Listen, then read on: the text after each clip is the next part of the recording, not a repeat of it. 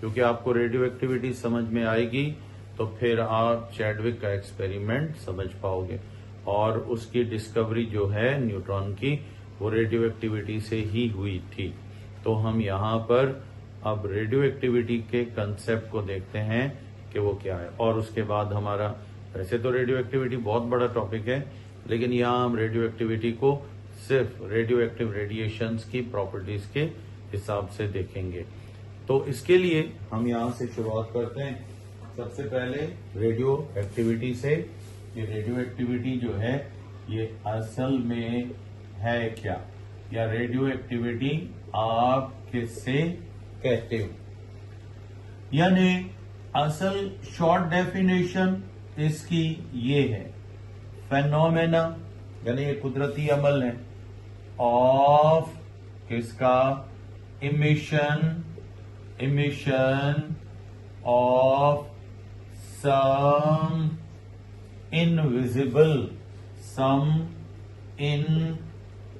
invisible radiations of high energy, बहुत ताकतवर energetic शुआएं emit करने का, पर वो इनविजिबल होती हैं बाय सम सर्टेन एलिमेंट्स, कुछ मखसूस, यहां सर्टेन का मतलब होगा मखसूस, ठीक है। मखसूस एलिमेंट्स हैं जिनमें से कुछ इनविजिबल, नजर ना आने वाली शुआएं इमिट होती हैं। तो ये है कुदरती अमल भी है, फिर इंसान ने इसको आर्टिफिशियली भी किया था, तो ये मसनूई तौर पर इमिट होने वाली शुआओं का अमल भी कहलाता है कुदरती। पहले तो नेचुरल था, तो इसको हम बोलते हैं the phenomena of emission of invisible radiations, ठीक है, जिसमें बहुत एनर्जी होती है। कुछ चंद मखसूस यानी सम सर्टन एलिमेंट्स, कुछ एटमों में, सब में से इमिट नहीं होती।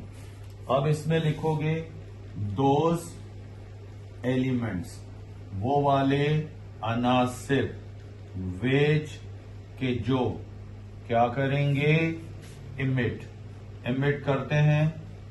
दीज इनविजिबल, ये जो नजर ना आने वाली शुआएं हैं, आर कॉल्ड, फिर इनको क्या बोलोगे, रेडियो एक्टिव एलिमेंट्स। इनको हम बोलते हैं रेडियो एक्टिव एलिमेंट्स, जो ये शुआएं क्या करते हैं, इमिट करते हैं। तो हम इनको रेडियो एक्टिव एलिमेंट्स बोलते हैं। यहां से रेडियो एक्टिविटी की शुरुआत होती है। तो पहले इसका स्क्रीनशॉट ले लो, ले लिया। अब इसको थोड़ा समझते हैं। असल में ये शुरुआत होती है एक वाक़े से। एक बेटा, आमतौर पर इंसिडेंट था रेडियो एक्टिविटी का, जहां से रेडियो एक्टिविटी की शुरुआत हुई। और वो इंसिडेंट क्या था कि आपने नाम सुना होगा, एक साइंटिस्ट है जिसका नाम है हेनरी बैकरल। ये जो है, ये बेटा प्रोफेसर था, जो कुछ मटेरियल थे उसके पास, उन पे रिसर्च कर रहा था। अब ये मटेरियल दुनिया में आप सुनते होंगे, ये दो किस्म के होते हैं। एक होते हैं जिन पर कोई भी रोशनी पड़े, जैसे NaCl, जैसे कैल्शियम क्लोराइड, जैसे कैल्शियम कार्बोनेट, जैसे मैग्नीशियम सल्फेट, ये वो मटेरियल हैं जिन पर कोई भी विजिबल लाइट या इनविजिबल लाइट पड़ती है। तो ये जो मटेरियल होता है ये ग्लो नहीं करता है, यानी ये जो है डू नॉट ग्लो, ये ग्लो नहीं करते हैं, इनमें चमक पैदा नहीं होती है। व्हेन, जब, एनी काइंड ऑफ लाइट, किसी भी किस्म की लाइट फॉल्स, ठीक है बेटा, ऑन these materials, इन पर जब भी किसी किस्म की भी लाइट पड़े तो फिर इनमें चमक पैदा नहीं होती है। Therefore, फिर इसलिए, Therefore, they are called, इनको कहते हैं क्या? फ्लोरीसेंट,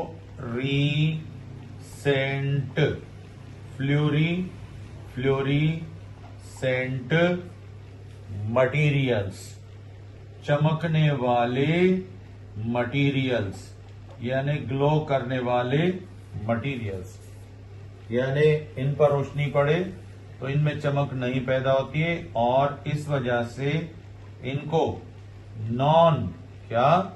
नॉन फ्लोरिसेंट मटीरियल, यानी ग्लो ना करने वाले, यानी इन पे लाइट पड़ी लेकिन ये चमक इनमें पैदा नहीं हुई, तो इनको कहेंगे नॉन फ्लोरिसेंट कहते हैं चमकने वालों को। जैसे मैंने आपको पहले बताया ना, फ्लोरिसेंट माना जो चमक उठते हैं, तो अब इनमें चमक पैदा नहीं होगी, चाहे कोई भी लाइट इनसे टकराए, ये ग्लो नहीं करते हैं, तो इनको बोलते हैं नॉन फ्लोरिसेंट मटीरियल। अब हम लेते हैं दूसरा मटीरियल, शॉर्ट ले लो इसका। दूसरा मटीरियल जो होता है उसको हम बोलते हैं क्या? Fluorescent material. अब कुछ मटीरियल्स हैं, यानी कुछ मटीरियल्स हैं लाइक क्या? जिंक सल्फाइड है। उसके बाद वाइट फास्फोरस, ये जो है वाइट फास्फोरस, ये है, इसका फार्मूला है P5 भी होता है, या इसको P3 भी लिखा जाता है, वाइट फास्फोरस ये है। उसके बाद यूरेनियम मोनोऑक्साइड, यूरेनियम डाइऑक्साइड, यानी यूरेनियम के सॉल्ट्स हैं, यूरेनियम मोनो और डाइऑक्साइड, ये मटेरियल है। जब इन पर क्या होता है, यानी व्हेन बेटा लाइट फॉल्स, इन पर पड़ती है, ऑन दीज मटीरियल्स, और भी हैं लेकिन ये छोटे से हैं, falls on these materials, in materials पर पड़ती है, तो फिर दे क्या करते हैं? स्टार्ट टू ग्लो, ये चमकना शुरू करते हैं। Therefore,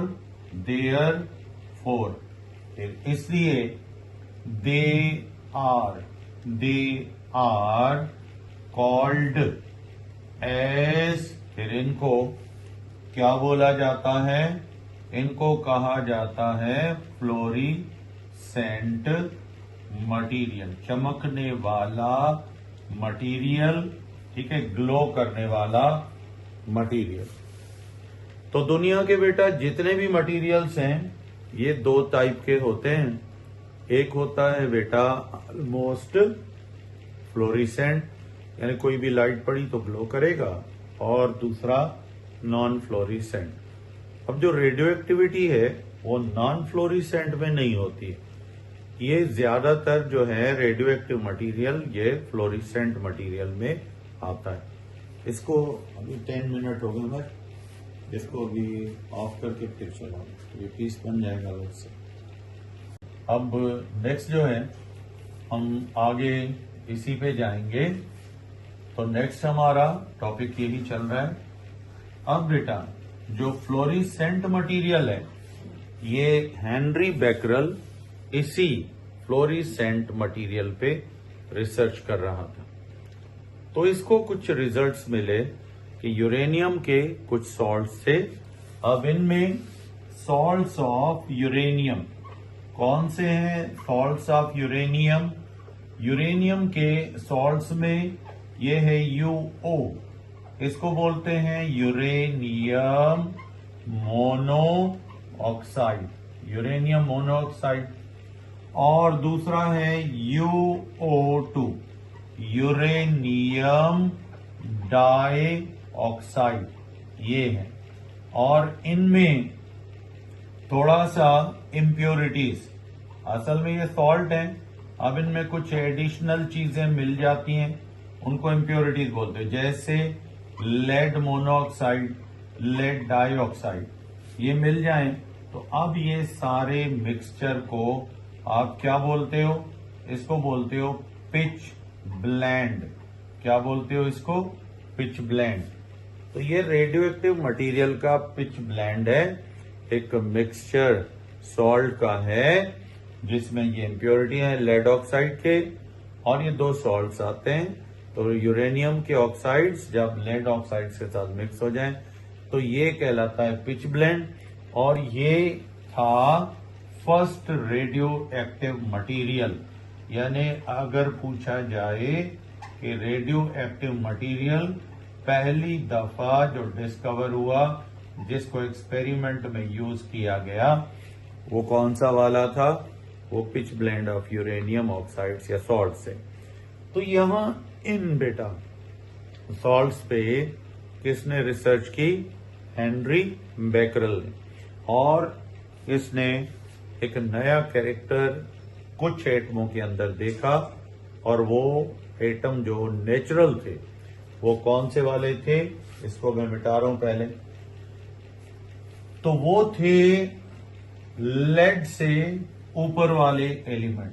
अब आपको पता है कि फ्रॉम हाइड्रोजन, हाइड्रोजन का एटॉमिक नंबर है 1, और इससे चले जाओ लेड, एटॉमिक नंबर है 2, 82। तो 82 तक ये जो है नेचुरली क्या है? ये स्टेबल एलिमेंट्स हैं, स्टेबल एलिमेंट्स हैं। एंड और फिर नॉट रेडियो एक्टिव, ये नेचुरली इनका जो स्टेबल, अब बता रहा हूं आपको, स्टेबल जो एलिमेंट का स्टेबल आइसोटोप है, वो इनका कोई भी स्टेबल आइसोटोप, पहला आइसोटोप उठाओगे हाइड्रोजन का, कार्बन का, नाइट्रोजन का, इनका किसी का भी, तो वो स्टेबल आइसोटोप जो है वो रेडियो एक्टिव नहीं है, कुदरती तौर पर रेडियो एक्टिव। वाइल इसके बाद वाले, वाइल फ्रॉम बिस्मुथ, ये जो है बिस्मुथ जो है इसका एटॉमिक BI आपने सुना होगा, सिंबल है, एटॉमिक नंबर है 83। उससे बाद में जितने भी हैं एंड लेटर, और इसके बाद में आने वाले एलिमेंट्स जो हैं आर नेचुरली रेडियो एक्टिव। ये सब के सब कुदरती तौर पर क्या हैं? रेडियो एक्टिव हैं। तो ये जो हैं रेडियो एक्टिव हैं, ठीक है, नेचुरली रेडियो एक्टिव, ये रेडियो एक्टिव हैं, ठीक। अब इसलिए इनका स्टेबल एटम उठाओगे, जिसको आप आगे पढ़ोगे आइसोटोप, तो वो क्या होते हैं? वो रेडियो एक्टिव होते हैं। अब रेडियो एक्टिविटी होती क्यों है इनमें, और रेडियो एक्टिविटी की हकीकत क्या है? बहुत आसान, बहुत सिंपल है, इसका शॉर्ट ले लो पहले। तो हम जब रेडियो एक्टिविटी की बात करते हैं, जी, तो ये हाइड्रोजन से लेड तक जो एलिमेंट है ना, इनका हर मतलब स्टेबल पहला आइसोटोप। अब आइसोटोप क्या होता है? ये एटम की टाइप होती है जो सबसे मतलब एक ही एटॉमिक नंबर सेम रखते हैं पर मास नंबर चेंज होता है। तो ये लेड तक स्टेबल न्यूक्लियाई रखते हैं, जो इनका मेजर आइसोटोप होता है। ज्यादा मिलने वाले इनके एटम होते हैं। अब जो इनके बाकी हैं आगे बिस्मुथ 83 से ऊपर जितने भी एलिमेंट हैं, चाहे नेचुरल हैं चाहे आर्टिफिशियल हैं, नेचुरल 92 तक है, 92 से ऊपर वाले आर्टिफिशियल हैं, इनका जो कोई भी एटम उठाओगे, कोई भी आइसोटोप उठाओगे, सब के सब रेडियो एक्टिव होंगे, चाहे उनका ज्यादा मिलने वाला आइसोटोप या एटम हो या फिर कम मिलने वाला। तो ये रेडियो एक्टिव होते हैं कुदरती तौर पर। अब रेडियो एक्टिविटी होती कैसे और रेडियो एक्टिविटी का इफेक्ट असल में कौन कौन सी चीजों पर पड़ता है या कौन सी चीजों से रेडियो एक्टिविटी नहीं होती या फिर इसको रोका जा सकता है। आमतौर पर नेचुरली बेटा ये जो एटम होते हैं इनके अंदर असल में जो न्यूक्लियस होता है, न्यूक्लियस जो होता है इसमें बेटा सपोज 6 प्रोटॉन है और 6 न्यूट्रॉन, तो कैपेसिटी 6 प्रोटॉन और 6 न्यूट्रॉन की है और हैं भी उतने ही, तो हम कहेंगे ये न्यूक्लियस जो है ये नेचुरली कुदरती तौर पर क्या है, ये स्टेबल है। लेकिन मिसाल के तौर पे हम लेते हैं 6 प्रोटॉनों का न्यूक्लियस है बट उसके अंदर 6 न्यूट्रॉनों की गुंजाइश है। अब उसमें न्यूट्रॉन एक्स्ट्रा आ गए, भाई ये 7th न्यूट्रॉन है, ये उसके बाद 8 न्यूट्रॉन है, ये भाई एक एक्स्ट्रा प्रोटॉन है, ये एक और एक्स्ट्रा प्रोटॉन है। तो इन प्रोटॉनों को आप देखें न्यूक्लियस के अंदर जगह नहीं मिलेगी, यानी ये एक्स्ट्रा प्रोटॉन होंगे या फिर क्या होंगे, एक्स्ट्रा न्यूट्रॉन होंगे। तो ये न्यूक्लियस में इनके लिए कोई जगह नहीं। अब ये क्या करेंगे, ये न्यूक्लियस के अंदर जाएंगे और न्यूक्लियस में पहले से मौजूद प्रोटॉनों से या न्यूट्रॉनों से बहुत स्लो मूव करते हैं, ये टकराएंगे और जब ये टकराएंगे न्यूक्लियस के अंदर, अब क्योंकि इसमें एक्स्ट्रा हो गए गुंजाइश 6 प्रोटॉन 6 न्यूट्रॉनों की, आ गए हैं इसके अंदर 8 प्रोटॉन 8 न्यूट्रॉन, तो न्यूक्लियस अब इसको स्टेबल नहीं कह सकते हो, अनस्टेबल क्या कहोगे, न्यूक्लियस कहोगे।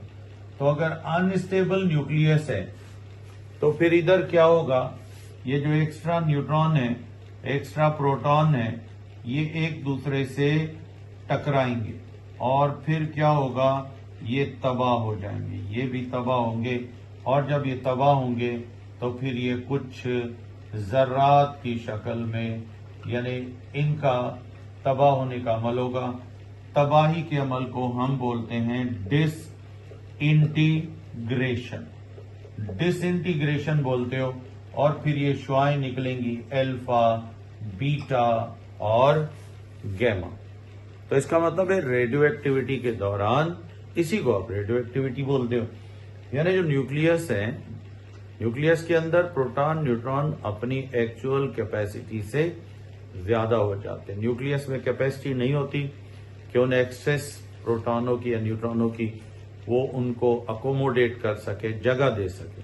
लिहाजा फिर क्या होता है कि ये उस न्यूक्लियस में अंदर की तरफ जब मूव करते हैं तो फिर क्या होता है, ये अपने ही प्रोटॉनों से या अपने ही न्यूट्रॉनों से टकराते हैं और फिर ये तबाह हो जाते हैं और फिर ये तबाही का नतीजा कुछ पार्टिकल्स इमिट होते हैं, अल्फा, बीटा और गैमा। फिर इनकी इमिशन को ही आप रेडियो एक्टिव इमिशन या फिर रेडियो एक्टिविटी बोलते हो। तो ये फिर इनके मराकज जब जी मैं बता रहा हूं, आपने जो सवाल पूछा है ना कि क्या इनके न्यूक्लियस खत्म हो जाते हैं, ऐसा नहीं होता। न्यूक्लियस में बहुत सारे प्रोटॉन, बहुत सारे न्यूट्रॉन है, तो इनके जब आपस में कोलिजन होते हैं तो अच्छी खासी वाइब्रेशन भी होती है, तो काफी सारे प्रोटॉन न्यूट्रॉन तबाह होते जाते हैं और एक बड़ा न्यूक्लियस, पहले छोटा न्यूक्लियस बनता है, उससे फिर दूसरा छोटा न्यूक्लियस, फिर छोटा, एक वक्त आता है ये न्यूक्लियस स्टेबल हो जाता है और वो किसी नेचुरल एलिमेंट के स्टेबल न्यूक्लियस जैसा बन जाता है, या फिर ये रुक जाती है रेडियो एक्टिविटी। तो इसलिए ये मरकज की तबाही का अमल। तो कल हम यहीं से स्टार्ट करेंगे और इसमें हम देखेंगे कि न्यूक्लियर डिसइंटीग्रेशन क्यों होती है। डिसइंटीग्रेशन कहते हैं तबाही को। तो रेडियो एक्टिविटी सिर्फ एटम के मरकज को तबाह करती है, इन्हें डिसइंटीग्रेट करती है और रेडिएशन पैदा होती है। अब इनके कैरेक्टर क्या हैं? इन शुआओं के हमारा टारगेट यही होगा कि ये जो शुआएं हैं अल्फा, बीटा और गामा, इनकी प्रॉपर्टीज पढ़ेंगे। तो रेडियो एक्टिविटी जो है आपको पता है ये असल में एक नेचुरल फिनोमिना भी है, आर्टिफिशियली भी हम इसको परफॉर्म करते हैं, जहां कुछ एटमों के न्यूक्लियाई मराकिज जो होते हैं वो क्या होते हैं बेटा, वो डिसइंटीग्रेट होते हैं, वो तबाह होते हैं। और उनकी तबाही का सबब, उनकी डिसइंटीग्रेशन का रीजन उनके अनस्टेबल न्यूक्लियाई होते हैं। और अनस्टेबल न्यूक्लियाई क्यों होते हैं? क्योंकि उनमें प्रोटॉन और न्यूट्रॉन अपनी कैपेसिटी से बढ़ जाते हैं। तो अनस्टेबल न्यूक्लियाई में फिर इनके कोलिजन्स होते हैं और फिर हमें उनके तबाही यानी डिसइंटीग्रेशन से कुछ रिजल्ट जो हमें मिलता है वो ये मिलता है कि 3 टाइप के कुछ पार्टिकल्स इमिट होते हैं न्यूक्लियस से, जब न्यूक्लियस डिसइंटीग्रेट यानी तबाह होता है। और वो कौन से पार्टिकल्स हैं? अल्फा, बीटा और गामा। अब हमारा काम केमिस्ट्री में सिर्फ इतना ही है आपके सिलेबस में। ये तो बड़ा सब्जेक्ट है, इसको तो अगर आप एक्सप्लोर करें तो बहुत बड़ा है, इसमें बहुत सारी बातें, बहुत सारी ब्रांचेस, सब चीजें आती हैं। लेकिन हमारा काम सिर्फ क्या होगा? हमारा काम होगा इन रेडिएशंस की प्रॉपर्टीज को स्टडी करना, क्योंकि हमने चैडविक एक्सपेरिमेंट पढ़ना है तो वहां पे हमने डिस्कवरी करनी। तो इसलिए आज हम बेटा यहां से स्टार्ट लेते हैं, characteristics of the radio active particles. तो यहां पर हम बेटा यहीं से स्टार्ट लेंगे और आज हमारा टॉपिक होगा कैरेक्टरिस्टिक्स ऑफ किसके? Radio active radiations, radio active radiations के कैरेक्टरिस्टिक्स, प्रॉपर्टीज। अब ये जो है यानी टोटल 3 किस्म की रेडिएशंस की टाइप्स होती हैं। इनमें पहली टाइप जो है उसको आप बोलते हो alpha, alpha radiations. Alpha radiations भी कहा जाता है या इनको हम बोलते हैं अल्फा पार्टिकल्स, पहली टाइप। उसके बाद इसी न्यूक्लियर डिसइंटीग्रेशन में नेक्स्ट पार्टिकल्स जो हैं इनको आप बोलते हो बीटा रेडिएशंस या बीटा पार्टिकल, बेटा पार्टिकल भी कहते हैं इनको। नंबर 3 पे जो है वो है गैमा, यानी गैमा पार्टिकल्स या फिर गैमा रेडिएशंस।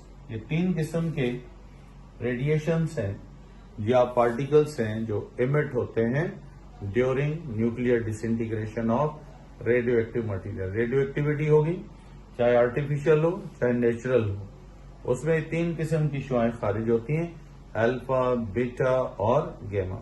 बस हमारे सिलेबस में इन्हीं का काम है, इनके कैरेक्टरिस्टिक्स हैं। तो ये अल्फा शुआएं हैं क्या और ये कैसे मतलब पैदा होती हैं? तो इस तरह भी है कि इन शुआओं के आमतौर पर सिर्फ ये नहीं है कि न्यूट्रॉन या प्रोटॉन तबाह होते हैं, कभी कभार आप ये भी सुनते होंगे कि मरकज जब तबाह होता है तो वहां पर वाइब्रेशन होती है और इस वाइब्रेशन के दौरान क्या होता है, एक साथ कई न्यूक्लियर पार्टिकल्स जो हैं एक साथ निकलते हैं, यानी 2-3 प्रोटॉन न्यूट्रॉन इकट्ठे होकर एक ग्रुप की शक्ल में भी बाहर आते हैं। तो ये जो है ये अमल भी रेडियो एक्टिविटी में शामिल है। सिर्फ तबाह होना काफी नहीं है, बल्कि इन पार्टिकल्स का एक साथ न्यूक्लियस से क्या इमिट होना भी ये आमतौर पर रेडियो एक्टिविटी कहलाता है। तो अब हम यहां पर लेंगे इन्हीं के कैरेक्टरिस्टिक्स। तो अब पहली टाइप जो है पार्टिकल्स की वो कौन से वाली है? They are called alpha radiation. अब अल्फा रेडिएशन से है क्या? यानी ईच अल्फा पार्टिकल, ये असल में पार्टिकल है, अल्फा पार्टिकल कंसिस्ट, यानी ये मुश्तमिल होता, कंसिस्ट किस पे मुश्तमिल है? ये कंसिस्ट्स क्या? 2 प्रोटॉन्स, 2 प्रोटॉन है, एंड और इसमें क्या है? 2 न्यूट्रॉन्स, 2 प्रोटॉन और 2 न्यूट्रॉन्स जो हैं, इनका टोटल ग्रुप जो है ये क्या कहलाता है? एक अल्फा पार्टिकल। दस फिर इसलिए दे आर कॉल्ड एज, इनको बोला जाता है क्या बेटा? हीलियम न्यूक्लियस, हीलियम का न्यूक्लियस, क्योंकि एक हीलियम का जो न्यूक्लियस है इसमें 2 प्रोटॉन हैं और 2 क्या हैं? न्यूट्रॉन।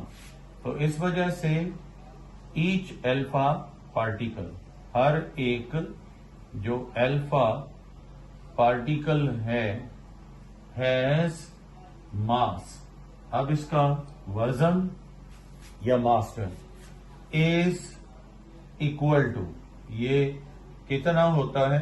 4 AMU, 4 AMU तक होता है। क्यों 4 AMU तक होता है?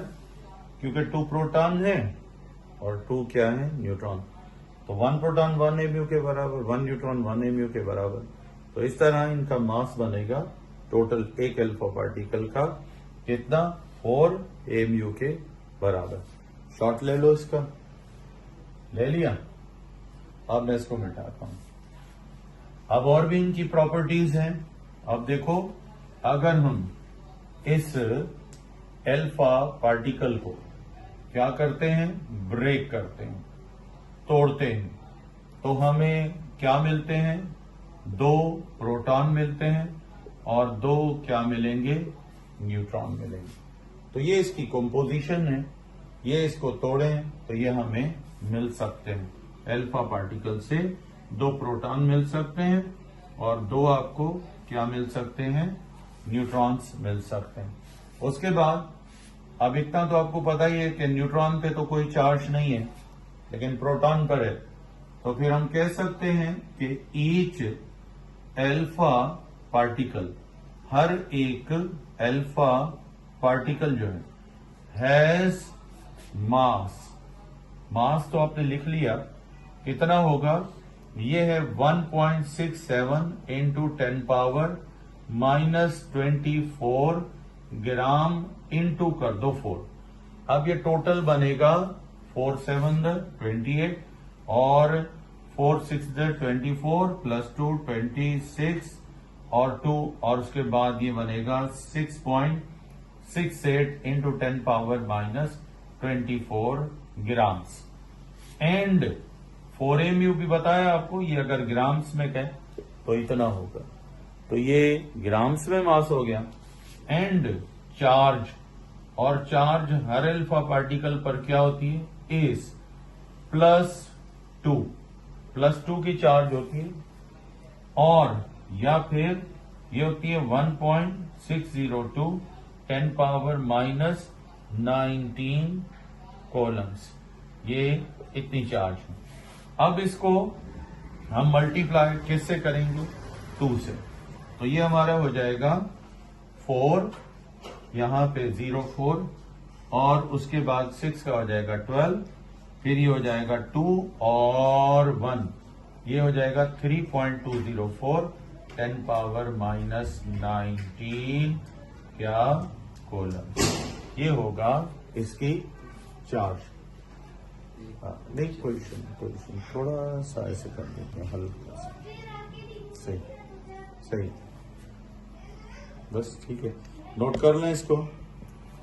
तो एक अल्फा पार्टिकल का मास ग्राम्स में इतना होगा, बाकी AMU में 4 AMU, 2 प्रोटॉन 2 न्यूट्रॉन। चार्ज +2 लिख लो, या फिर एक चार्ज होती है 1.602 19 कॉलम्स। अब हमने इसको क्या किया? 2 से मल्टीप्लाई, तो ये मिल गया। ठीक है, अब इसको नोट कर लें, शाबाश। अब आते हैं इसके नेक्स्ट कैरेक्टर की तरफ। ये आमतौर पर जो अल्फा रेडिएशंस हैं, अल्फा रेडिएशंस जो हैं, अगर हम इनकी बात करें तो फिर ये जब निकलती है न्यूक्लियस से, यानी दे कैन ट्रेवल, ये ट्रेवल कर सकती हैं in air up to how much 2 centimetres. ये सिर्फ 2 सेंटीमीटर तक जो है हवा में ट्रेवल कर सकती हैं, जा सकती हैं, चल सकती हैं, ठीक है ना, 2 सेंटीमीटर तक। इससे ज्यादा ये ट्रेवल नहीं करेंगी। ये फिर प्रोटॉन अलग न्यूट्रॉन अलग, फिर तो न्यूट्रॉन और प्रोटॉन के ही कैरेक्टर दिखाएंगी। उसके बाद दे कैन आयोनाइज, ये आयोनाइज कर सकते हैं किसको? Air by ejecting out their या the electrons from gas molecules. Gas के जो मॉलिक्यूल हैं उनमें से इलेक्ट्रॉन्स को बाहर निकाल सकती हैं, इलेक्ट्रॉन को इजेक्ट आउट कर सकते। इजेक्ट आउट माना जब ये मॉलिक्यूल से शुआएं टकराती हैं उनके इलेक्ट्रॉनों से, तो उसको इजेक्ट आउट, धकेल कर, पुश करके निकाल लेते। कैसे? ये देखो। अब यहां पर हम लेते हैं ऑक्सीजन, यानी एयर में आपको पता है ऑक्सीजन के मॉलिक्यूल होते हैं, तो ये O2 का क्या है बेटा? एक मॉलिक्यूल। अब यहां पर शेयर्ड पेयर है ऑक्सीजन का, ये O2 का मॉलिक्यूल। अब अल्फा श्वा जो है या अल्फा पार्टिकल जो है, ये जैसे ही मूव कर रहा होता है यहां से, तो ये हिट करता है किसको? ये हिट करता है इलेक्ट्रॉन को, और जब इलेक्ट्रॉन को हिट करता है तो ये धकेल कर इलेक्ट्रॉन को बाहर निकाल देता है, इसको जंप आउट कर देता है। तो इस अमल को हम कहते हैं आयोनाइजेशन ऑफ एयर। हवा को आयोनाइज करना, ये इनका काम होता है। यानी अल्फा श्वा आया, ये देखो ये अल्फा श्वा है। अब ये अल्फा श्वा टकराता है, किससे टकराता है? इलेक्ट्रॉन्स। तो इस इलेक्ट्रॉन को ये यूं धकेल देगा और धकेल कर इस इलेक्ट्रॉन को एटमो से बाहर निकाल देगा। तो इस अमल को कहते हैं आयोनाइज। अब इलेक्ट्रॉन निकल गया मॉलिक्यूल में से, तो अब ये मॉलिक्यूल नहीं रहेंगे, ये बन जाएंगे आइंस, ऑक्सीजन के मॉलिक्यूल्स के। तो इस अमल को कहते हैं आयोनाइजेशन ऑफ एयर। तो ये एयर की आयोनाइजेशन करते हैं। और सबसे ज्यादा आयोनाइजेशन कौन करता है? सबसे ज्यादा आयोनाइजेशन रेडियो एक्टिव पार्टिकल्स में अल्फा श्वाएं करती हैं। कौन करती हैं? अल्फा श्वाएं। तो इसकी पिक ले लो, शाबाश। ओके बेटा, अब हम यहां लिख सकते हैं कि ये एयर को आसानी से क्या कर देती हैं? आयोनाइज कर देती हैं। तो इनका आयोनाइजेशन पावर अगर पूछा जाए आपसे, यानी दे पजेस, ये रखती हैं हाईएस्ट आयोनाइजेशन पावर। इनका आयोनाइजेशन पावर सब जितने भी मतलब रेडियो एक्टिव रेडिएशंस हैं उनसे क्या है? ज्यादा है। किसकी वजह से ज्यादा है? ड्यू टू हाईएस्ट मास बहुत ज्यादा है, इस वजह से। उसके बाद दे कैन पेनिट्रेट, ये गुजर सकती हैं, ये क्रॉस कर सकती हैं। इसको ऑफ करके ना फिर दूसरा, they can penetrate from small thickness of matter, किसी भी बारीक शीट में से गुजर सकती हैं, सच एज क्लॉथ, कपड़े में से, और एल्यूमिनियम फॉइल इसमें से आसानी से गुजर जाती हैं, पेनिट्रेट कर जाती हैं। तो ये इनका कैरेक्टर होता है, नोट कर लो। पेनिट्रेट करना माना क्रॉस कर जाना, ठीक है ना, जज़ब हो जाना, क्रॉस कर जाना, ये इनका कैरेक्टर होता है। बहुत बारीक होती हैं तो ये कपड़े में से, कागज में से, बारीक शीटों में से आसानी से क्रॉस कर जाती हैं। अब आखिरी बेटा इसका कैरेक्टर इनका अल्फा शुआओं का, वो कौन सा वाला है कि ये जो अल्फा शुआएं हैं ये जब क्रॉस करती हैं, जब ये गुजरती हैं, तो फिर यानी आफ्टर वन अल्फा इमिशन, जब अल्फा इमिशन होती है यानी एक अल्फा शुआ निकलती है, इमिट होती है, आफ्टर वन अल्फा इमिशन दी या देयर इज डिक्रीज आती है, किसमें? डिक्रीज इन, किसमें? मास नंबर, या यूं कह लो एटॉमिक मास नंबर कम हो जाता है अप टू 4 यूनिट्स, 4 AMU मास कम हो जाएगा। बताते हैं आपको भी। एंड और एटॉमिक नंबर अप टू कितना? 2 यूनिट्स। यानी अगर किसी न्यूक्लियस में से एक अल्फा शुआ निकल जाती है तो अब उसका न्यूक्लियस में क्या चीज कम हो जाएगी, कितना डिक्रीज आएगा उसके न्यूक्लियस के अंदर पार्टिकल्स में? तो वो 2 प्रोटॉन कम हो जाएंगे। अब प्रोटॉन अगर किसी न्यूक्लियस में से निकल जाए तो आप प्रोटॉनों को कहते हो एटॉमिक नंबर, 2 प्रोटॉन निकाल दो, एटॉमिक नंबर 2 नंबर पीछे चला जाएगा या कम हो जाएगा। और प्रोटॉन और न्यूट्रॉनों को मिलाओगे तो मास बनता है या मास नंबर, तो मास नंबर कितना कम हो जाएगा? 4 MU या 4 यूनिट। कैसे? हम एक छोटी सी एग्जांपल लेते हैं। देखो यहां पर हमने न्यूक्लियस लिया किसका? ऑक्सीजन का, ऑक्सीजन के एटम का न्यूक्लियस लिया। अब इसमें है 8 प्रोटॉन और 8 क्या है? न्यूट्रॉन। तो हम इसको यूं भी लिख सकते हैं। अब इसमें से हम क्या निकाल रहे हैं? एक अल्फा शुआ निकल रही है, अल्फा पार्टिकल निकल जाएगा। तो एक अल्फा पार्टिकल में कितने प्रोटॉन होंगे? 2। अब 2 प्रोटॉन इससे निकलेंगे, 2 प्रोटॉन, और 2 क्या निकलेंगे? न्यूट्रॉन। तो 2 प्रोटॉन निकल गए, 2 न्यूट्रॉन निकल गए।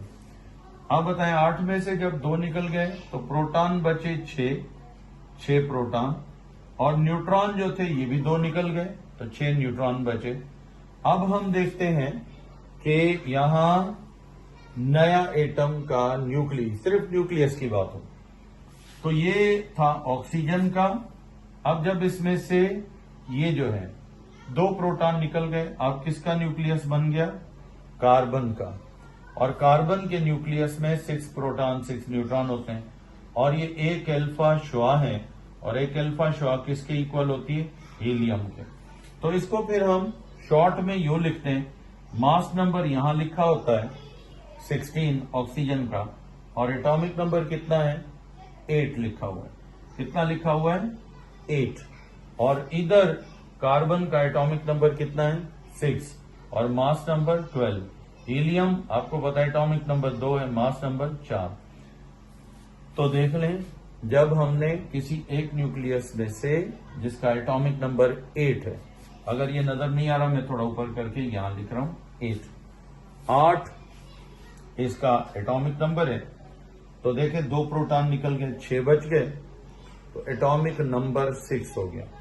मास था 16, अब 4 MU निकाल दिया तो बाकी कितना बचा? 12। तो अब ये एक अल्फा पार्टिकल हीलियम के न्यूक्लियस की शक्ल में एमिट हो गया। तो इसको बोलते हैं 1 अल्फा इमिशन। एक अल्फा शुआ बनी, 1 इमिशन। दो बनेंगी, 2 इमिशन, फिर ये चीजें डबल होती जाएंगी। 3 मतलब अल्फा पार्टिकल निकलेंगे न्यूक्लियस, 3 इमिशन, 4 निकलेंगे, 4 इमिशन। हर दफे 2 प्रोटॉन कम करते जाओ एक अल्फा के निकलने पर, और 2 न्यूट्रॉन भी कम कर दो, तो एटॉमिक नंबर 2 यूनिट कम कर दो, मास नंबर 4 यूनिट कम कर दो। ये है अल्फा इमिशन जो किसी भी न्यूक्लियस से होती है रेडियो एक्टिविटी के दौरान। नोट करें इसको। तो अब ये प्रॉपर्टीज थी कि अल्फा पार्टिकल्स क्या हैं, और उसके बाद अल्फा पार्टिकल्स के कैरेक्टरिस्टिक्स क्या हैं, और उसके बाद अल्फा पार्टिकल्स जो हैं ये आम तौर पर जनरली बेटा कौन कौन सी प्रॉपर्टीज शो करते हैं। अब हम लेंगे नेक्स्ट नंबर 2, सेकंड, इनको बोलते हैं बीटा, समटाइम बेटा भी इसको कहा जाता है। तो बेटा रेडिएशंस भी आप इनको कह सकते हो, या फिर इनको पार्टिकल्स भी, क्योंकि मास तो रखती है ना, तो बाकी एनर्जी इमिट करती, एनर्जेटिक होती हैं, तो इस वजह से बेटा पार्टिकल या बेटा रेडिएशंस कहा जाता है। अब ये एक बेटा पार्टिकल है क्या? ईच 1 बेटा पार्टिकल, एक बेटा पार्टिकल जो है वो असल में इज ये इसकी हकीकत क्या है, या इज एन इलेक्ट्रॉन। एक बेटा पार्टिकल को आप एक क्या बोलोगे? इलेक्ट्रॉन बोलोगे, ठीक है। एक बेटा पार्टिकल एक इलेक्ट्रॉन ही है और कुछ भी नहीं है। पर ये बनता कहां पर है, सिर्फ ये फर्क है। इलेक्ट्रॉन तो ऑर्बिट्स में होते हैं ना, ये बेटा पार्टिकल का इलेक्ट्रॉन न्यूक्लियस से निकलता है ना। हैरानगी की बात, असल में इलेक्ट्रॉन तो ऑर्बिट्स में होते हैं ना, ये न्यूक्लियस से इलेक्ट्रॉन कहां से आया, इसको भी समझेंगे कि ये कैसे निकलता है। तो एक बेटा पार्टिकल एक इलेक्ट्रॉन है, तो फिर इसलिए देयरफॉर, इस वजह से इट पजेस, ये रखता है क्या बेटा? चार्ज, उसके बाद मास, एंड उसके बाद अदर क्या? प्रॉपर्टीज। दूसरी प्रॉपर्टीज किसकी रखता है? Properties of an electron. सारी बातें इसके अंदर किसकी हैं? एक इलेक्ट्रॉन वाली हैं। चार्ज भी इलेक्ट्रॉन की -1, 1.60 10⁻⁻19 कोलम, मास भी इलेक्ट्रॉन का 9.11 10⁻31 किलोग्राम, सेम वो इलेक्ट्रॉन वाली बात है। अच्छा, उसके बाद ये जब निकलती है न्यूक्लियस से, दे कैन ट्रेवल, ये फिर ट्रेवल करती हैं इन एयर, हवा में, अप टू कितना? 2 मीटर्स, 2 मीटर्स तक हवा में ये जा सकते हैं, ये ट्रेवल कर सकते हैं। तो इनकी ट्रेवलिंग जो है ये सिर्फ 2 मीटर्स तक होती है, फिर जस्ट ये नॉर्मल इलेक्ट्रॉन्स जैसी हो जाती हैं। 2 मीटर तक ये चल सकती हैं। अब इनका भी काम वही है जो अल्फा का है, यानी they can also ionise air, हवा को ये क्या करते हैं? आयोनाइज करते हैं, सेम ऐसे ही जैसे अल्फा करती है, बाय इजेक्टिंग आउट, निकाल देती हैं, ejecting out electrons from gas molecules, gas के मॉलिक्यूल्स में से इलेक्ट्रॉनों को ये धकेल कर बाहर निकाल देते हैं। पर क्योंकि ये मास में बहुत हल्के होते हैं ना, तो ये ज्यादा आयोनाइज नहीं कर पाते। आयोनाइजेशन के लिए फोर्स चाहिए और मास, तो इनका मास अल्फा शुआओं से 5000 गुना, तकरीबन 5000 गुना क्या है? कम है। तो इनका आयोनाइजेशन पावर हजारों गुना अल्फा शुआओं से क्या होता है? लेस होता है। तो इसकी शॉर्ट ले लो, दे लिया। अब हम यहां लिखेंगे कि इनका आयोनाइजेशन पावर लेस क्यों है? क्योंकि इनका मास जो है वो क्या है, वो लेस है, मास कम है तो आयोनाइजेशन भी कम है। यानी दे पजेस लोअर या लोवेस्ट तो नहीं कहोगे, लोअर आयोनाइजेशन पावर। ये आयोनाइजेशन पावर इनका बहुत लो है, किसकी वजह से, ड्यू टू क्या, लेस मास, वजन बहुत कम है इस वजह से। उसके बाद ये भी गुजर सकती हैं, पेनिट्रेट कर सकती हैं, यानी दे कैन पेनिट्रेट, ये भी गुजर जाती हैं फ्रॉम स्मॉल थिकनेस ऑफ क्या बेटा, मैटर, किसी भी बारीक मैटर में से गुजर जाती हैं, जैसे पेपर, कागज हो गया। उसके बाद क्लॉथ, कपड़ा, ह्यूमन फ्लैश, इंसानी गोश्त वगैरह, इनमें से आसानी से क्रॉस कर जाती हैं। और वजन कम है, साइज छोटा है, तो दे हैव क्या है, हायर पेनिट्रेशन पावर। इनका पेनिट्रेशन पावर जो है ना, इज मोर, ज्यादा होता है, किसके मुकाबले में, more than alpha particles. Alpha heavy है तो उनका आयोनाइजेशन, ये पेनिट्रेशन कम है। इनका ये साइज में बहुत बारीक है तो पेनिट्रेशन बहुत ज्यादा करती हैं, ज्यादा क्रॉस कर सकती हैं। तो ये इनका जनरल कैरेक्टर होता है क्योंकि साइज में छोटी है। अब अल्फा पार्टिकल की हकीकत क्या है, उसकी असलियत क्या है, ये मैं मिटा रहा हूं, शॉर्ट ले लिया करो। तो अब हमें इसकी अल्फा पार्टिकल्स की हकीकत को देखना है, उनकी असलियत को देखना है। तो अल्फा पार्टिकल बनता कैसे है, कहां से बनता है, न्यूक्लियस के अंदर। ये न्यूक्लियस से बनता है। आपको अक्सर बताया जाता है कि न्यूट्रॉन जो है ये असल में एक क्या है, न्यूट्रल पार्टिकल है। लेकिन न्यूट्रल क्यों बोलते हो, क्योंकि इसके अंदर जितना पॉजिटिव चार्ज की फोर्स है उतना ही नेगेटिव चार्ज की फोर्स है। पॉजिटिव चार्ज की फोर्स और नेगेटिव चार्ज की फोर्स इक्वल है। अब जब न्यूट्रॉन तबाह होता है, डिसइंटीग्रेट होता है, तो फिर इससे बनता है एक प्रोटॉन और एक इलेक्ट्रॉन। तो हमें अगर कहा जाए कि न्यूट्रॉन को अगर तोड़ें तो हमें पार्टिकल कौन कौन से मिलेंगे, एक प्रोटॉन मिलेगा और एक इलेक्ट्रॉन। अब ये जो इलेक्ट्रॉन है यही असल में क्या है, बीटा पार्टिकल। यानी अगर हमें कहा जाए कि भाई बीटा पार्टिकल कहां से आया, तो हम कहेंगे न्यूट्रॉन तबाह हुआ, ठीक है, टूट गया।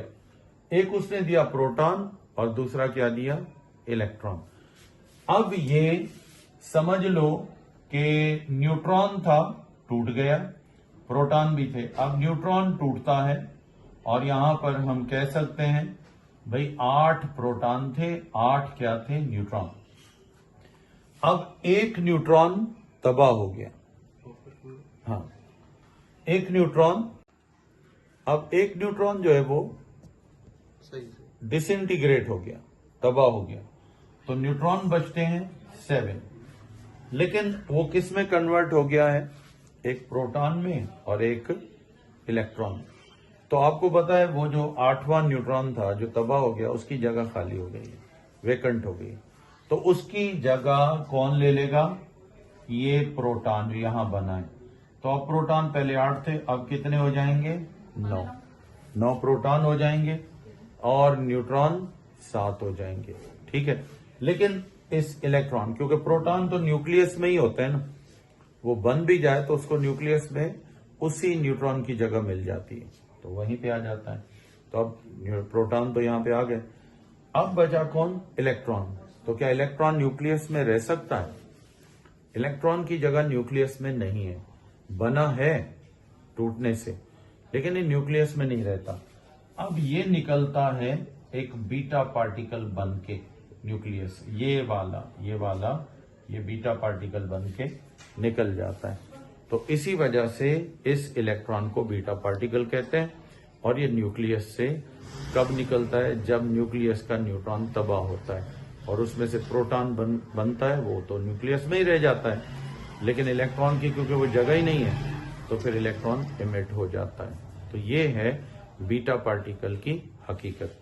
अब हम इस बीटा इमिशन को देखेंगे कि बीटा इमिशन कैसे होती है। पहले इसकी पिक ले लो। चलो, अब ये हम लेते हैं बीटा पार्टिकल की इमिशन।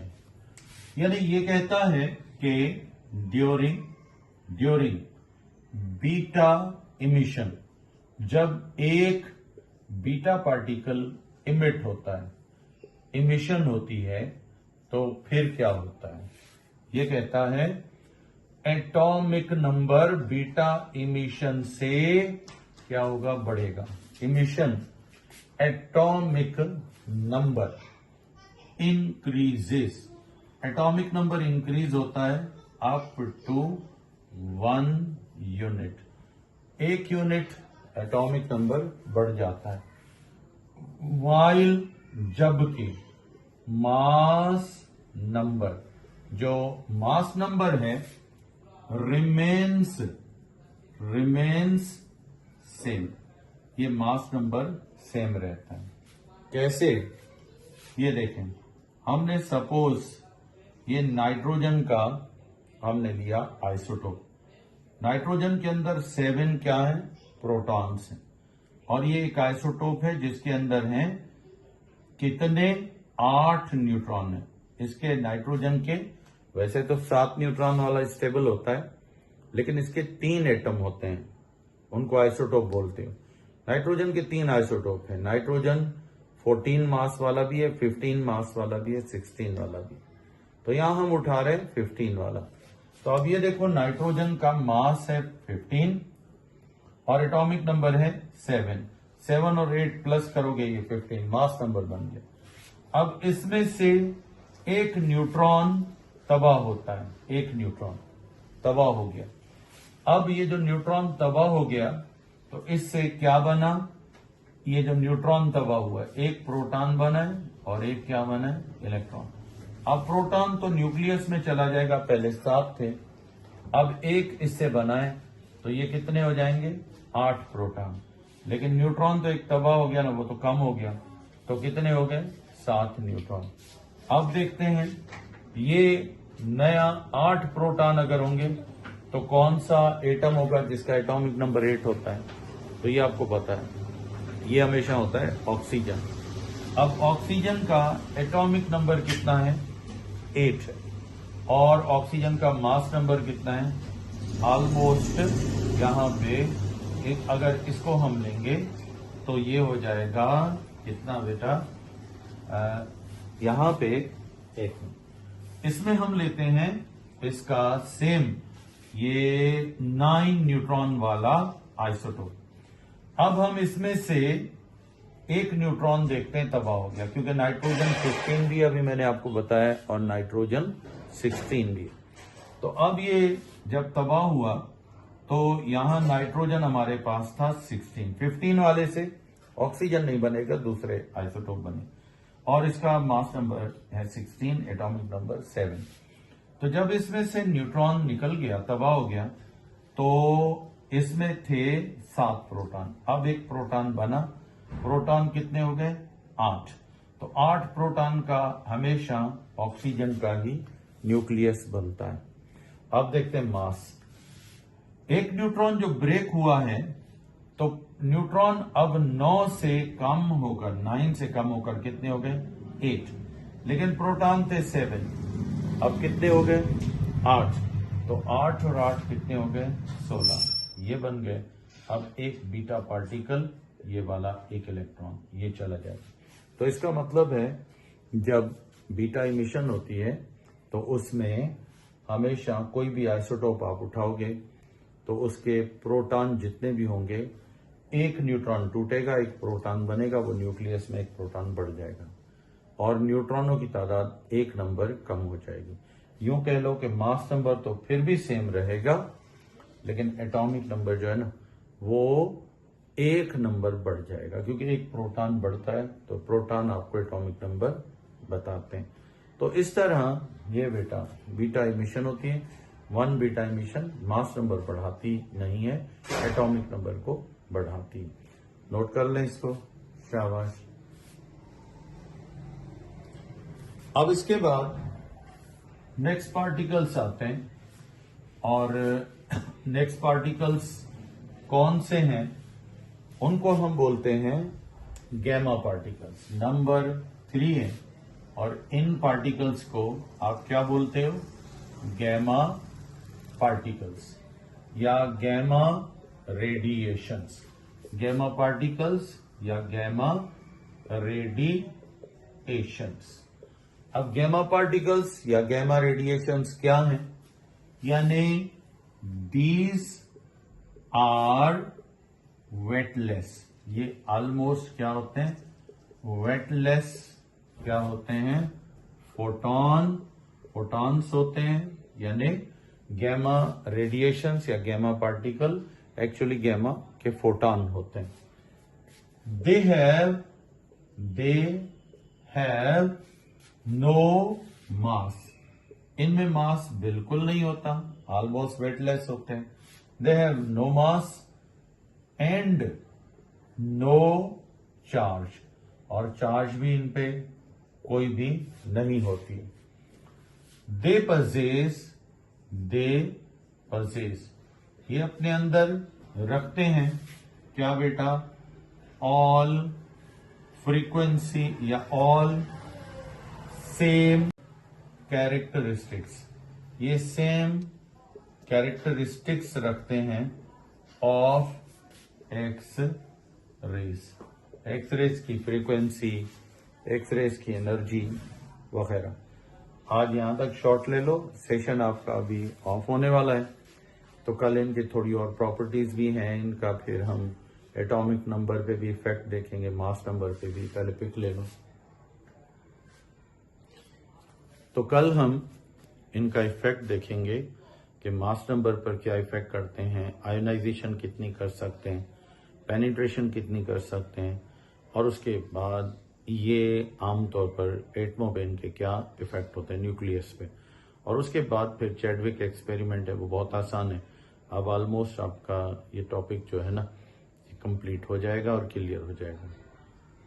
एक्सरे से कोई चार्ज नहीं होता है। एक्सरेज और गैमा रेज फोटॉन होते हैं बेटा, लाइट वाले। तो एक्सरेज भी लाइट की टाइप है, तो इसलिए कोई चार्ज नहीं होता है। तो ना इसको मैग्नेटिक फील्ड अट्रैक्ट करती है ना इलेक्ट्रिक फील्ड। ठीक है, तो कल फिर हम यहीं से इनकी बाकी प्रॉपर्टीज, ठीक है, यहां से शुरू करेंगे।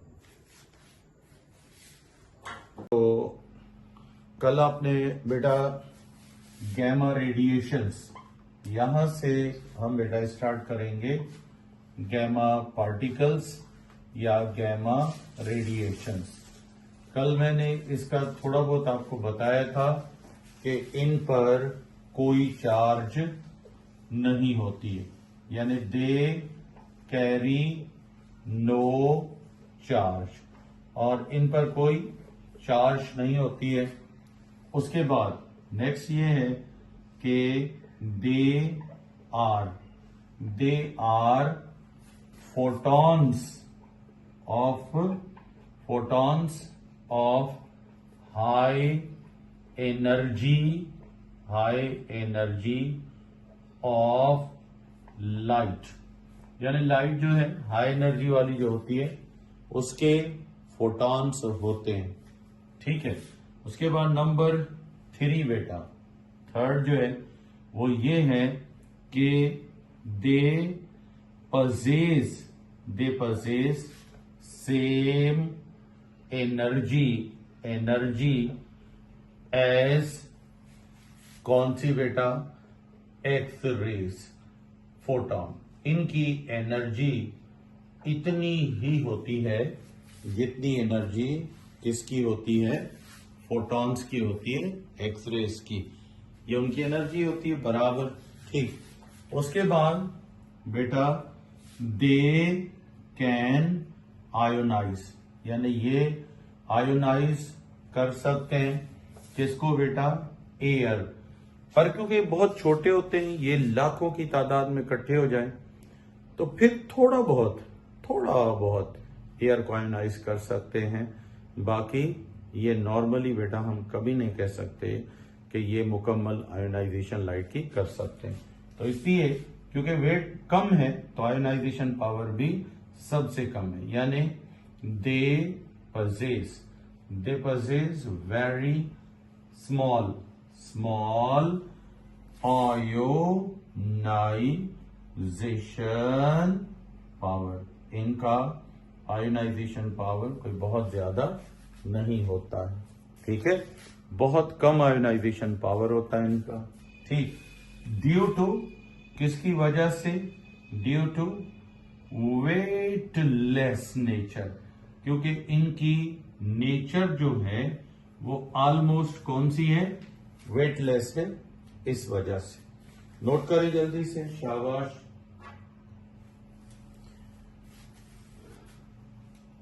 ओके। अब फिर बेटा इनके और कैरेक्टर कौन से हैं कि आयोनाइजेशन बहुत कम करते हैं, लेकिन पेनिट्रेशन यानी ये क्रॉस कर जाते हैं, यानी they can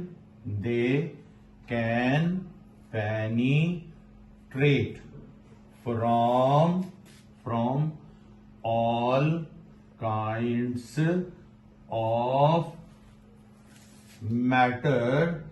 matter of small thickness, यानी बहुत कम थिकनेस वाला मैटर है तो उससे ये आसानी से क्रॉस कर जाते हैं। हर किस्म, aluminium, paper, cloth, human skin, human flesh, इंसानी गोश्त वगैरह क्रॉस कर जाते हैं। ठीक। उसके बाद यानी इनका पेनिट्रेशन पावर, दे possess हाईएस्ट पेनिट्रेशन पावर। इनका पेनिट्रेशन पावर जो है वो सबसे ज्यादा होता है। क्यों पेनिट्रेशन ज्यादा होता है? ड्यू टू, वजह क्या है बेटा?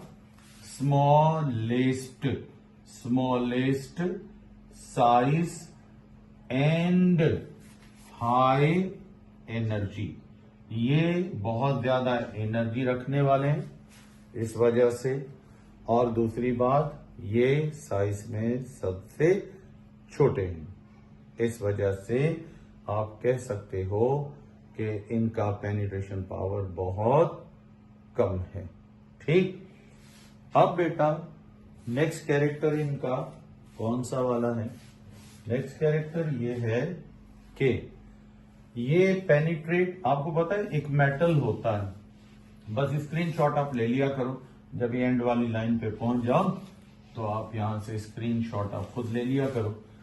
अब बेटा हम एक मेटल की बात करते हैं और वो मेटल सबसे हेवी मेटल है, नेचुरल मेटल, और वो मेटल कौन सा वाला है? पीबी आप बोलते हो लेड को, लेड मेटल सबसे मोस्ट हेवी, यानी कि ये मेटल होता है मोस्ट बेटा हेवी नेचुरली ऑकरिंग मेटल है, यानी कुदरती तौर पर हमें मिलने वाला सबसे हेवी मेटल लेड का होता है।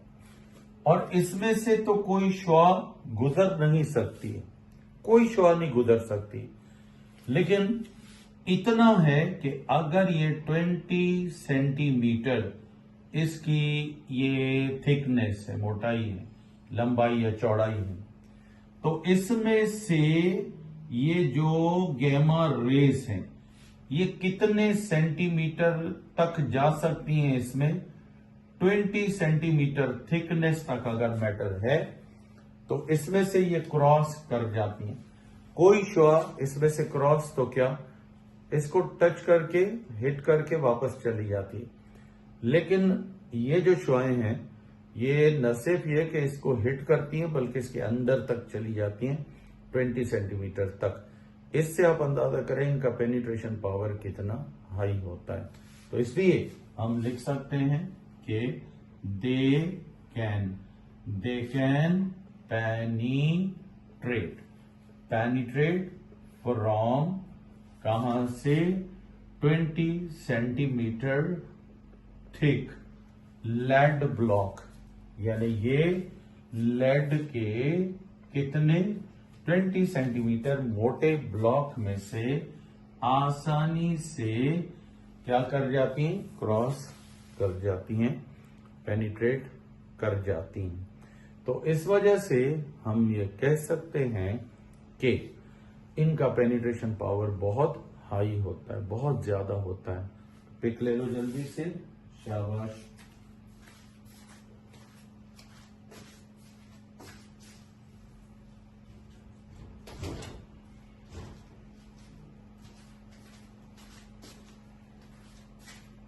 चले अब इसके बाद बेटा ये जो गैमा रेडिएशंस हैं, तो गैमा रेडिएशन की इमिशन जो होती है ना ये अल्फा और बीटा के साथ होती है, दोनों के साथ। तो इससे ना तो मास नंबर पे कोई फर्क पड़ता है और ना ही एटॉमिक नंबर पे कोई फर्क पड़ता है।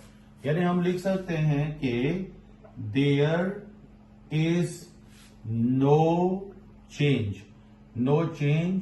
इन atomic as well as in mass number, यानी ना तो मास नंबर में कोई चेंज आती है इनकी इमिशन से और ना ही एटॉमिक नंबर पे। तो आपसे कोई पूछे गैमा इमिशन से एटम के न्यूक्लियस पे कोई इफेक्ट पड़ेगा, तो आप कह सकते हो कोई इफेक्ट नहीं पड़ेगा, कोई इफेक्ट नहीं पड़ेगा, क्योंकि ये तो फोटॉन है ना, फोटॉन ऐड करो या निकाल दो तो उससे न मास बढ़ता है न मास कम होता है, क्योंकि ये मास तो होता ही नहीं ना, इनका वेटलेस होते हैं, इसलिए नोट करें, शाबाश।